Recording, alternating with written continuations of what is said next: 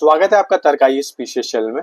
मेरा नाम आशीष और आज हम बात करेंगे नेशनल इनकम अकाउंटिंग के ऊपर।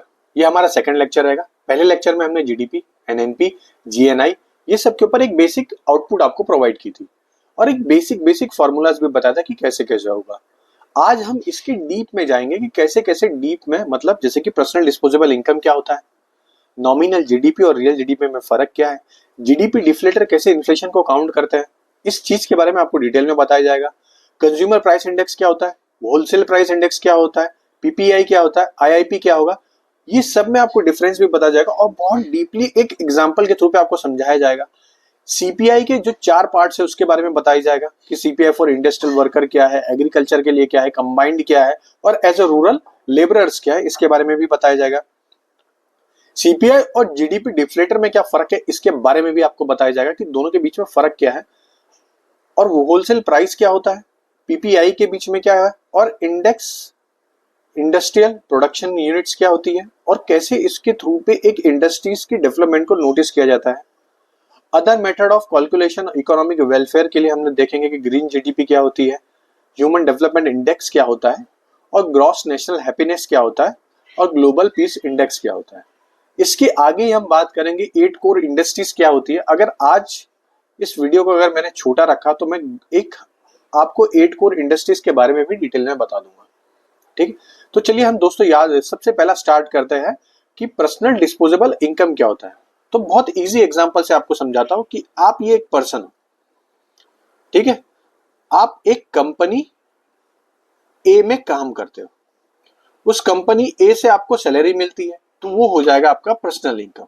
ठीक है, इस पर्सनल इनकम से गवर्नमेंट ने टैक्स लिया है आपसे 20 रुपया और आपने कुछ प्रोडक्ट खरीदा, उस प्रोडक्ट के पीछे आपने इनडायरेक्ट टैक्स पे किया है, उस इनडायरेक्ट टैक्स पे किया आपने लगभग 10 रुपया, तो ये हो गया आपका पर्सनल टैक्स पेमेंट। तो ये हो गया आपका 30 रुपया। आपकी सैलरी कितनी थी, 100 रुपया, आपने 30 रुपया टैक्स पे कर दिया है। नॉन टैक्स पेमेंट, आपके पास एक कार है, आप उस कार से किसी एक दूसरे स्टेट में जा रहे हो तो वहां पे आपको टोल टैक्स देना पड़ रहा है।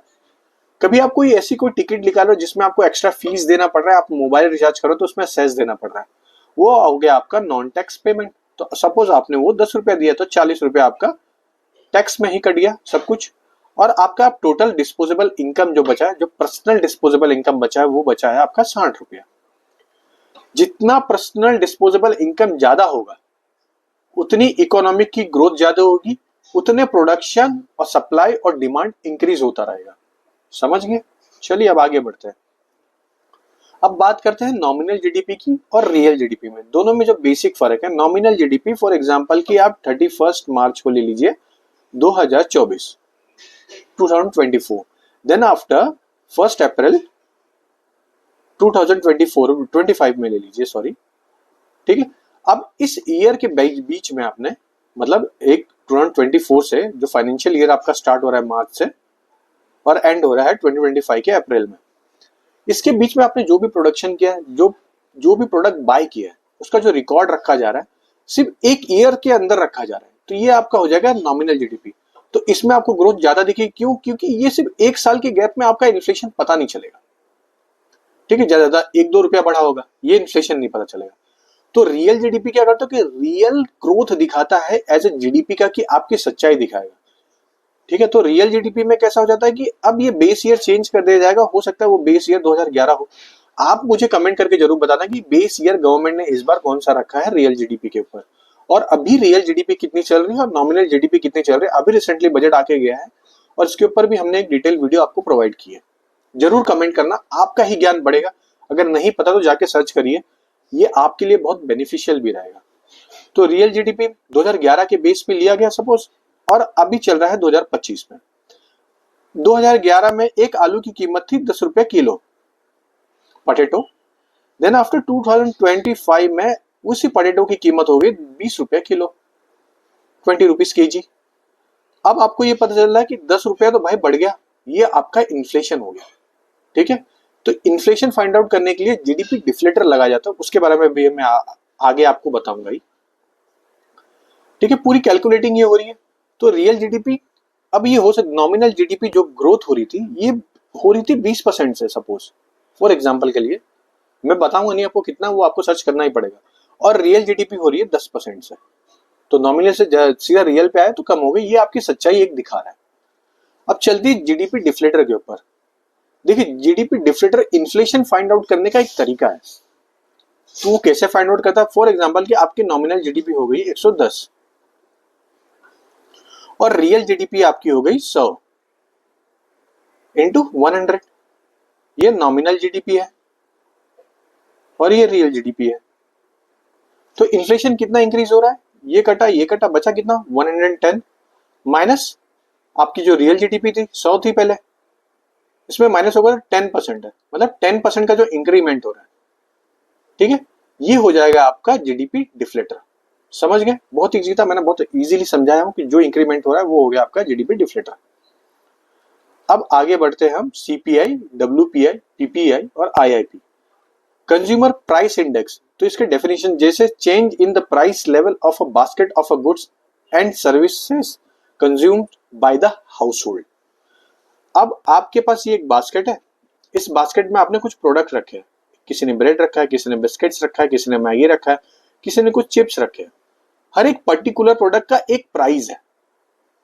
तो आपने फॉर एग्जांपल कि जैन में ये प्रोडक्ट खरीदा, देन आफ्टर फिर आप कुछ महीने बाद गए दिसंबर में, फिर से आपने सेम प्रोडक्ट खरीदा, मगर जब जैन में आपने चिप्स खरीदा तो 10 रुपया था, बिस्किट खरीदा तो 5 रुपया था, तो ऐसे से प्राइस था। लेकिन वही आप दिसंबर में गए तो प्राइस बढ़ गया, एक पर्टिकुलर प्रोडक्ट के ऊपर प्राइस बढ़ गया। तो इससे क्या पता चला कि जो आपका बास्केट, जो आपने पहले 100 रुपए में कुछ प्रोडक्ट खरीद पा रहे थे, आज वही प्रोडक्ट आपको खरीदने के लिए 120 रुपया देना पड़ रहा है। तो 20 रुपया आपका ऐसे कंज्यूमर प्राइस इंडेक्स के थ्रू पे इन्फ्लेशन पता चल रहा है। ठीक है, इतना पता चल गया। अब सीपीआई जो है, इसका जो बेस ईयर है वो 2012 रखा है। रिसेंटली गवर्नमेंट ने अनाउंस किया है कि 2024 अब बेस ईयर चेंज कर दिया जाएगा, जो अभी फाइनेंशियल ईयर से लागू हो जाएगा। याद रखने वाली चीजें, हो सकता है ऐसा ही सेम क्वेश्चन आएगा। कौन सीपीआई लॉन्च करता है? नेशनल स्टैटिस्टिक ऑर्गेनाइजेशन करती है, जो मॉस्पी के अंदर आती है, ministry of statistic and personal information के, और ये एनुअली आता है। ठीक है, तो प्री के हिसाब से आपको बता दिया गया। चलिए आगे बढ़ते हैं। सीपीआई के जो पार्ट्स होते हैं, डिफरेंट जो पार्ट है सीपीआई का, जो सबसे पहला पार्ट है कि consumer price of industrial worker है, दूसरा है consumer price of agriculture labourers है, तीसरा है सीपीआई कंबाइंड है, चौथा है सीपीआई फॉर रूरल लेबरर्स है। तो सबसे पहला हम बात करते हैं सीपीआई फॉर इंडस्ट्रियल वर्कर के ऊपर। तो सीपीआई फॉर इंडस्ट्रियल वर्कर में ये पता लगाता है कि एक कंपनी, फॉर एग्जांपल एक कार बनाने वाली कंपनी है, उस कंपनी ने एक स्टील मंगाया और रबड़ मंगाया, उस पर्टिकुलर स्टील और रबड़ की जो कीमत है ओवर टाइम के बाद इंक्रीज होते जा रही है, तो सीपीआई उस तरीके से उसको देखेगा। तो जैसे कि मैंने आपको बताया बास्केट होता है, तो एक कार बनाने के लिए पूरे एक बास्केट, उसके अंदर क्या क्या जा रही है? स्टील जा रहा है, रबड़ जा रहा है, प्लास्टिक जा रहा है, फाइबर जा रहा है, ये सब चीजें जा रही है, जिससे एक कार को मैन्युफैक्चरिंग किया जा रहा है ना। तो बस सीपीआई इंडस्ट्रियल वर्कर ये सब चीजों को नोटिस करते हुए बताता है आपको। इसका बेस ईयर क्या रखा है? 2016 रखा है। मिनिस्ट्री ऑफ लेबर ब्यूरो निकालता है, ministry of labour and employment इसके थ्रू पे निकलता है पूरा। दूसरा है कि सीपीआई फॉर एग्रीकल्चर लेबरर्स के ऊपर है, तो एग्रीकल्चरल लेबरर्स का अलग निकलेगा और रूरल लेबरर्स का अलग निकलेगा। इसके बारे में बेसिक डिफरेंस समझिए। अब इसका जो बेस ईयर रखा है एग्रीकल्चरल लेबरर्स का, वो रखा है 1986 टू 87। अगर कोई बहुत ही अच्छा है जिनका इकोनॉमिक ऑप्शनल है, मुझे जरूर कमेंट करके बताएं कि 1986 में ही क्यों रखा गया इसका बेस ईयर। ठीक है, और चेंज क्यों नहीं अभी तक, इसके बारे में जरूर बताना। तो मिनिस्ट्री ऑफ लेबर ब्यूरो निकालती है। इससे क्या पता चलता है? ट्रैक करता है ये इन्फ्लेशन अफेक्टिंग एग्रीकल्चर लेबर के ऊपर, कि एक इन्फ्लेशन कैसे इंपैक्ट कर रहा है एक एग्रीकल्चर लेबर के ऊपर। सेम चीज है, वो भी एक बास्केट लेगा, उस बास्केट में उसका भी प्रोडक्ट है, लेकिन ओवर टाइम के बाद उसकी इनकम किस हिसाब से कॉन्ट्रास्ट होती चली गई, और वहां पे उसका एक्सपेंस एडवांस होने लग गया। तो एक्सपेंसेस जो उसका एडवांस होने लग गया, इसके थ्रू पे पता चल जाता है। ठीक है, तीसरा है सीपीआई कंबाइंड। सीपीआई कंबाइंड में रूरल और अर्बन दोनों की बास्केट की कीमत देखी जाती है। हो सकता है आपको रूरल में कम खर्चा हो, अर्बन में ज्यादा हो, तो दोनों को कंबाइन करके आरबीआई अपने एक मॉनेटरी पॉलिसी में उसके बारे में बताती है कि कितना अब इन्फ्लेशन रेट से इंक्रीज हो रहा है। तो इन्फ्लेशन टारगेटिंग करती है आरबीआई एक रूरल और अर्बन की एक्टिविटी पे। ठीक है, कौन निकालता है इसको? भी सेम चीज है, एनएसओ निकालता है। सॉरी यहाँ पे गलत लिखा है, एनएसओ निकालता है, मॉस्पी के अंडर है एनएसओ। ठीक है, बेस ईयर क्या है? 2012। बस दोस्तों इतना याद रखिए। सीपीआई फॉर रूरल लेबरर्स होते हैं। सीपीआई फॉर रूरल लेबरर्स में क्या होता है कि ये एग्रीकल्चर को छोड़ के बाकी जो एक्टिविटी होती है, फॉर एग्जांपल कि आपके ही गांव में किसी ने एक ठेला लगाया होगा, कोई पानी पूरी बेच रहा होगा, कोई कोई प्रोडक्ट बेच रहा होगा, या किसी ने कोई चादर बेच रहा होगा, कोई कुछ और बेच रहा होगा, तो एग्रीकल्चर को छोड़ के गांव के एरिया में और भी प्रोडक्टिविटी इंक्रीज हो रही है। उस प्रोडक्टिविटी से वो कितना कमा के कितना एक्सपेंस कर रहा है, उसकी पूरी एक्टिविटी को जो नोटिस करेगा वो हो जाएगा सीपीआई फॉर रूरल लेबरर्स के ऊपर। ठीक है, अब ये मुद्दे बचाइए कि सीपीआई रूरल लेबरर्स के ऊपर से और सीपीआई इंडस्ट्रियल वर्कर्स में दोनों के बीच में बेसिक डिफरेंस क्या और किसके बेस पे डिसाइड होता है कि मनरेगा की सैलरी इतनी होगी। हर स्टेट अपने हिसाब से डिसाइड करता है, हर स्टेट में डिफरेंट होता है।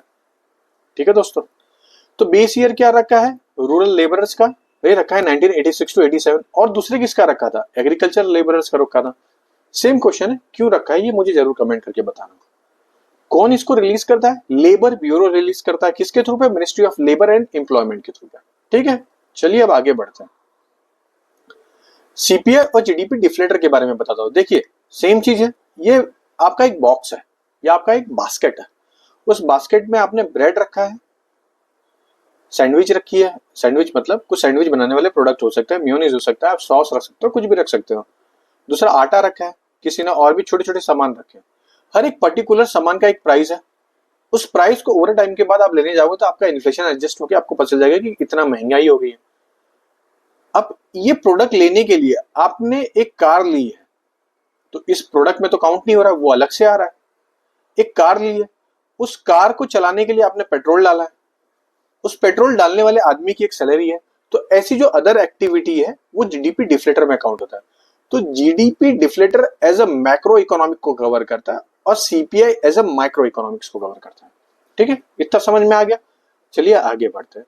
होलसेल प्राइस इंडेक्स क्या होता है। होलसेल प्राइस इंडेक्स, जैसा कि मैंने अभी आपको ऊपर बताया कि ये एक बास्केट है जिसमें आपने कुछ कुछ प्रोडक्ट रखे। इस प्रोडक्ट जहां से जो फार्मर बना रहा है या जो प्रोड्यूसर है, उस प्रोड्यूसर के पास से जो प्रोड्यूसर जो बल्क में बेच रहा है, फॉर एग्जांपल 170 टन वो गेहूं बेच रहा है ना, तो एज अ होलसेल प्राइस पे बेच रहा है वो, और वही प्राइस बाद में मार्केट एज अ रिटेलर से हम खरीदते हैं तो थोड़ा बढ़ जाता है। उसके पीछे एक अलग रीजन है। अब जो प्रोड्यूस कर रहा है, जो प्रोड्यूसर है, उसके थ्रू पे जो प्राइस निकल रही है वो पूरा होलसेल प्राइस इंडेक्स में कवर होता है। तो WPI measure the average change in the price goods at the wholesale level. ठीक है, तो होलसेल लेवल पे हो सकता है उस टाइम पे उसको अनाज महंगा मिल जाए। फॉर एग्जांपल एक फार्मर खेती कर रहा है, उस खेती के लिए उसके जो जितने भी पोटेशियम लग रहे हैं, जितने भी अदर एक्टिविटी हो रही है, उसके अंदर उसका खर्चा जा रहा है, तो वो पहले से बढ़ गया हो, तो होलसेल प्राइस इंडेक्स इन चीजों के ऊपर नोटिस करता है। पीपीआई और WPI लगभग सेम है, बस फर्क क्या है कि पीपीआई में ट्रांसपोर्टेशन और वेयर हाउसिंग को काउंट करता है कि आपने उस एक 170 टन को तो सब आपने ले तो लिया प्रोड्यूसर से, अब उसको जाके आपको स्टोर करना पड़ेगा, उसको लेके जाने के लिए जो आपका ट्रांसपोर्ट का खर्चा होगा वो सब चीजें WPI नहीं काउंट करता है। मतलब जो सर्विसेज होती है वो पीपीआई काउंट करने लग जाती है। तो पीपीआई सर्विसेज आपकी काउंट करके आपको एक इम्पैक्ट बताती है। समझ गए ना। चलिए, तो पीपीआई भी आपको पता चल गया, WPI भी पता चल गया। बहुत शॉर्ट में बहुत क्रिस्प समझाया हूं। अच्छा लगेगा तो आप जरूर लाइक करना और कमेंट करके मुझे जरूर बताना। अब IIP आती है, इंडेक्स फॉर इंडस्ट्रियल प्रोडक्शन में। इंडेक्स एक प्रोडक्ट है, कार बनाना है आपको, उस कार बनाने के लिए जो जो प्रोडक्ट लग रहा है, ठीक है, वो जो जो प्रोडक्ट लग रहा है आपको, उस प्रोडक्ट में जो जो एक्टिविटी हो रही है, जिसका प्राइस बढ़ रहा है ओवर टाइम के बाद, वो होता है आपका इंडेक्स ऑफ इंडस्ट्रियल प्रोडक्शन। बस, उसके अलावा कुछ भी नहीं है। अब बात करते हैं other matter to calculate of economic welfare. ये लास्ट टॉपिक है, इसके बाद हम बंद करेंगे, फिर नेक्स्ट डे पे हमारा तीसरा लेक्चर चलेगा। ये ग्रीन जीडीपी क्या है। ग्रीन जीडीपी में it measure of economic growth that take into account the environmental consequences of the growth. आप इन्वायरमेंट को कितना इंपैक्ट पहुंचा के या इन्वायरमेंट के साथ कैसे अपने आप को ग्रोथ कर रहे हो। फॉर एग्जांपल के लिए ईवी व्हीकल का प्रोडक्शन हो रहा है, स्टिल इन्वायरमेंट को हार्म तो पहुंच रहा है, मगर जब वो रोड पे चल रही है तो ऐसा कम हार्म भी पहुंचाने लग रही है। तो ग्रीन जीडीपी इस तरीके से काउंट होती है। ह्यूमन डेवलपमेंट इंडेक्स, मुझे जरूर कमेंट करके बताना फर्स्ट ह्यूमन डेवलपमेंट इंडेक्स कब आया और किसने लाया। ठीक है, तो फर्स्ट ह्यूमन डेवलपमेंट इंडेक्स हुआ था 1990s में। तो इसके पैरामीटर है, 3 डायमेंशन है, हेल्थ है, एजुकेशन है, स्टैंडर्ड ऑफ लिविंग है। स्टैंडर्ड ऑफ लिविंग जो काउंट होती है वो GNI, gross national income per capita के हिसाब से काउंट होती है एज ए PPP के मॉडल पे। याद रखना GNI पर कैपिटा पे काउंट होती है, ठीक है।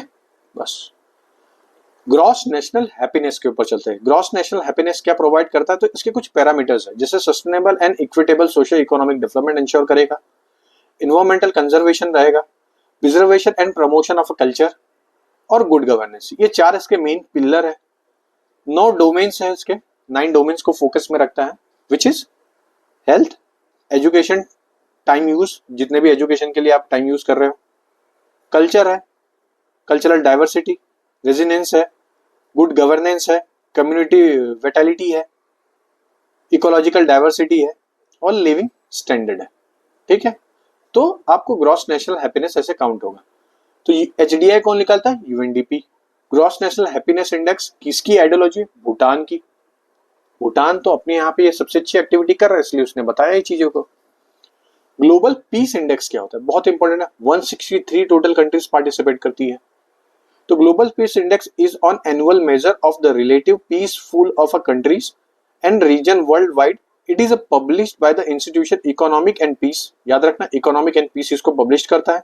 And evaluate the nation based of a safety, security, ongoing conflict, militarization of a GPI is one of the most comprehensive global peace ranking and provide insight into a trends, peace, conflict and stability। तो इसी के साथ आप मुझे बता दीजिए GPI में India का रैंकिंग क्या चल रहा है, HDI में इंडिया का रैंकिंग क्या चल रहा है और GNH में इंडिया का रैंकिंग क्या चल रहा है। जरूर मुझे कमेंट करके बताना, इससे आपका ही नॉलेज अच्छा रहेगा। अगर आपको ये वीडियो अच्छा लगता है तो लाइक कर देना दोस्तों, और आपको और भी कुछ सजेशन चाहिए और अच्छे से डीप एनालिसिस चाहिए तो जरूर कमेंट करिए, ताकि हम इसके ऊपर और भी अच्छे से आपको कुछ और बता पाए। ठीक है दोस्तों, चलिए जय हिंद दोस्तों।